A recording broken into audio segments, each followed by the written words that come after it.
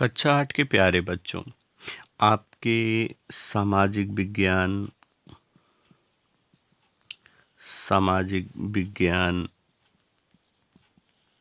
SST के यदि model प्रारूप की बात कही जाए तो आपके लिए कई प्रश्न तैयार किए गए हैं। इन प्रश्नों में यदि कहा जाए तो पहला जो आपका होगा वो बहुविकल्पी होगा। आपके विकल्प के प्रश्न रखे जाएंगे और ये विकल्प के प्रश्न आपके 5 होंगे। 5 प्रश्न 1 नंबर का होगा और आपके ये 2-2 अंक के होंगे और ये आपका अंक हो जाएगा बच्चों आपके 10। दूसरा जो आपके लिए रखा जाएगा वो आपके लिए रिक्त स्थान आपसे पूछे जाएंगे और ये संख्या में 5 होंगे, 1-1 नंबर के होंगे और ये हो जाएंगे 5 अंक के।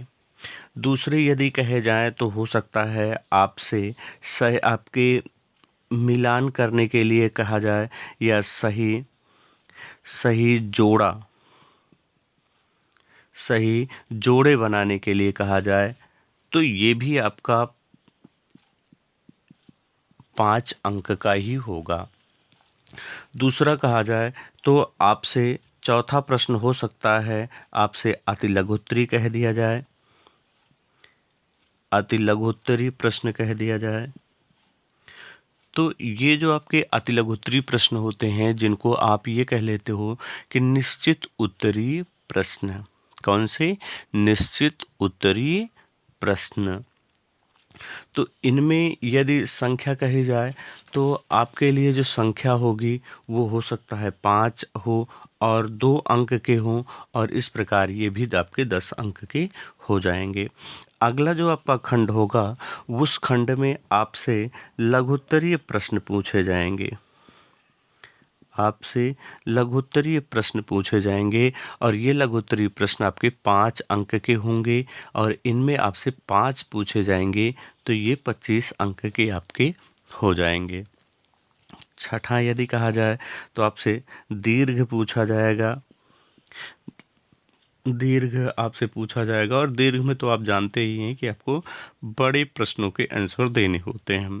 तो इनमें हो सकता है आपके 10 अंक के हों और 10 अंक के 3 प्रश्न पूछे जा सकते हैं तो ये 30 अंक के आपके ये हो जाएंगे। अगला खंड यदि कहा जाए तो आपसे टाइम लाइन के भी प्रश्न आपसे पूछे जा सकते हैं। कम से कम 5 आपसे पूछे जाएंगे और ये 2 अंक के होंगे। इस प्रकार आपके हो जाएंगे 10 अंक।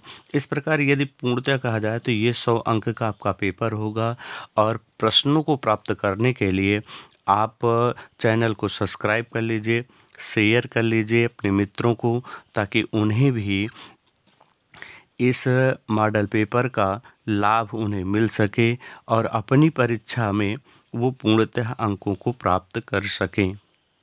आइए बच्चों आपके प्रश्न देखे जाएं कि किस प्रकार से आपके प्रश्न होंगे और किस प्रकार से आपको पूर्णतः अंकों की प्राप्ति होगी। आइए प्रश्न देखा जाए। प्यारे बच्चों, आपसे अतिलघुत्तरीय प्रश्नों में आपसे यदि कहा जाए मित्रों, यदि बच्चों कहा जाए तो आपसे पूछा जा सकता है कि मैसूर युद्ध के बारे में। आपसे पूछा जा सकता है कि मैसूर युद्ध के बारे में पूछा जा सकता है कि मैसूर युद्ध कब हुआ था। तो आप जानते हैं कि मैसूर युद्ध कितने हुए थे? 4 हुए थे। कितने हुए थे? 4 मैसूर युद्ध आपके हुए थे। तो पहला कब हुआ था? यदि पहला कहा जाए तो आपको दिखाना है कि 1767 कि ये 1767 से 1769 ईस्वी तक ये प्रथम युद्ध हुआ था ना। दूसरा आपको दिखाना है कि दूसरा युद्ध कब हुआ था, तो 1780 से कब हुआ था? 1784 ईस्वी को। और तीसरा कब हुआ था? तीसरा हुआ था 1789 से 1792 में। ना। और यदि आपसे चौथा भी पूछ लिया गया तो आपको लिखना है 1799 ईस्वी में। 1799 ईस्वी में ये हुआ था। यदि आपसे पूछा गया, आपसे पूछा जा सकता है कि अंग्ल मराठा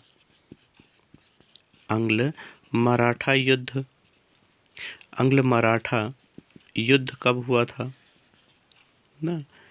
अंग्ल मराठा युद्ध कब हुआ था?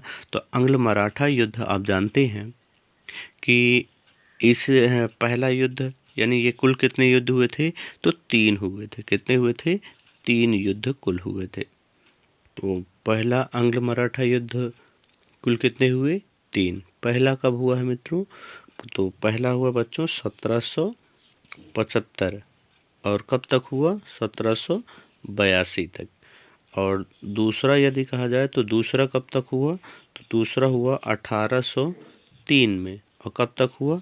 तो 1806 तक यह हुआ।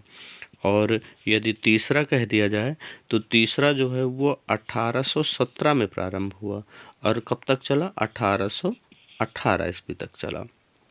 तो ये आप डेटें याद रखिएगा, क्योंकि ये युद्ध आपके हुए थे।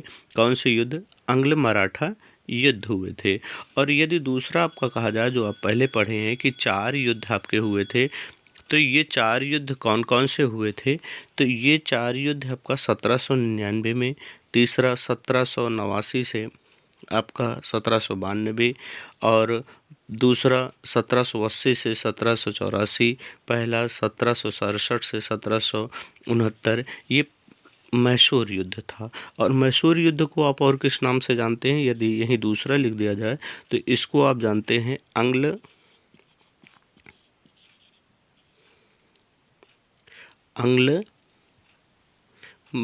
मैसूर युद्ध।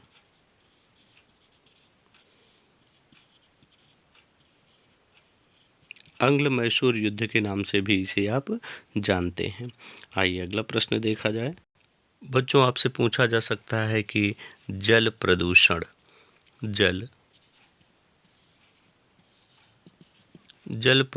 क्या है? आपसे पूछा जा सकता है कि जल प्रदूषण क्या है? जल प्रदूषण क्या है? आपसे पूछा जा सकता है कि वन कितने प्रकार के होते हैं? कितने प्रकार के होते हैं ना, यानी वन आपके कितने प्रकार के होते हैं। आपसे पूछा जा सकता है कि समाज के बारे में कि समाज की ट्रिक लिखिए। आपसे पूछा जा सकता है कि जैसे आपके यहाँ है संयुक्त राष्ट्र संघ के कितने सदस्य हैं?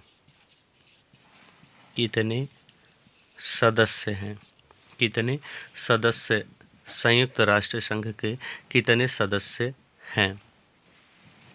संयुक्त राष्ट्र संघ के कितने सदस्य हैं?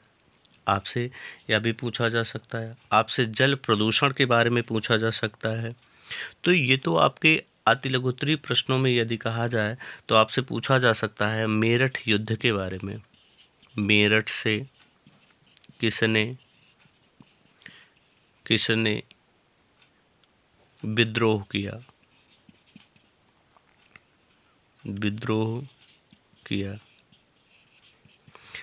और आपसे पूछा जा सकता है कि 1857 के विद्रोह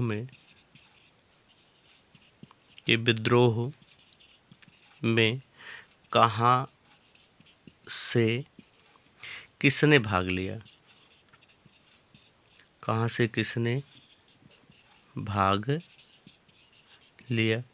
से किसने भाग लिया था? आपसे लघु उत्तरीय प्रश्न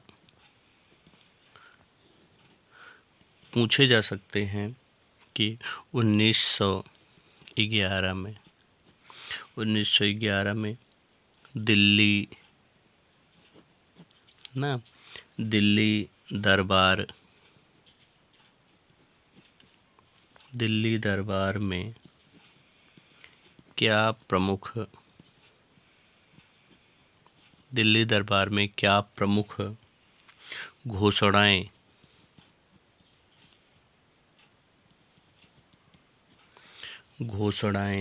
की गई। आपसे दूसरा प्रश्न पूछा जा सकता है क्रिप्स मिशन के बारे में। क्रिप्स मिशन के बारे में आपसे पूछा जा सकता है साइमन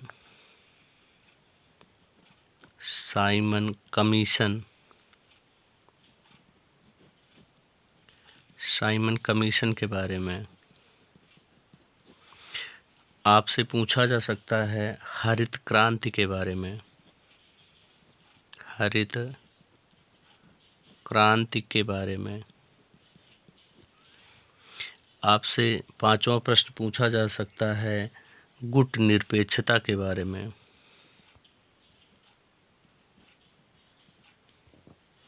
गुट निरपेक्षता के बारे में।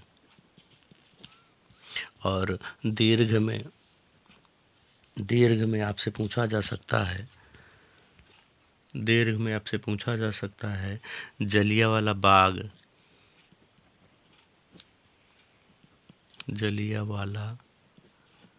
बाग हत्याकांड के बारे में। जलियांवाला बाग हत्याकांड के बारे में आपसे पूछा जा सकता है कि भारत में कौन कौन सी फसल उगाई जाती है।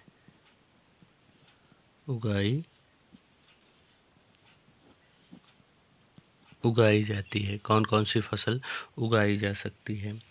और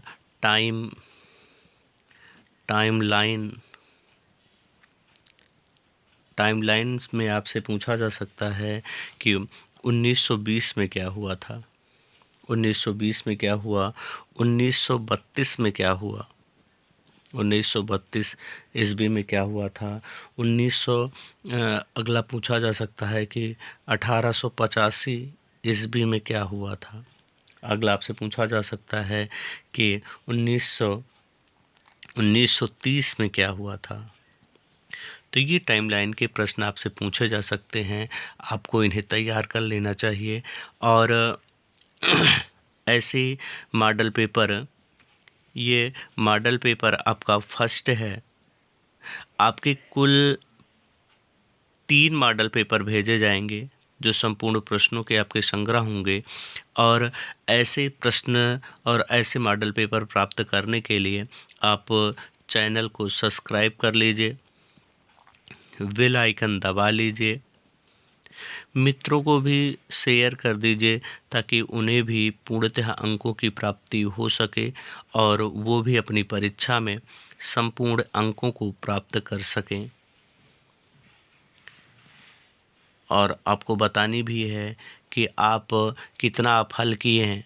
आपको एक कॉपी बना लेनी चाहिए और कॉपी पे अपने प्रश्नों को अंकित कर लेना चाहिए ताकि आपकी परीक्षा में पूर्णतः अंकों की प्राप्ति हो सके। आपको इनकी तरह महान देशभक्त बनना है और संपूर्ण अंकों को प्राप्त करना है। संपूर्ण अंकों को प्राप्त करने के लिए आपको चैनल को सब्सक्राइब करना है। चैनल सब्सक्राइब कर लीजिए, बेल आइकन दबा लीजिए और मित्रों को भी अपने शेयर कर दीजिए ताकि उन्हें भी पूर्णतः अंकों की प्राप्ति हो सके। आपको बतानी है कि इन तीनों लोगों को किसके लिए फांसी दी गई थी। इन तीनों को किसके लिए फांसी दी गई थी।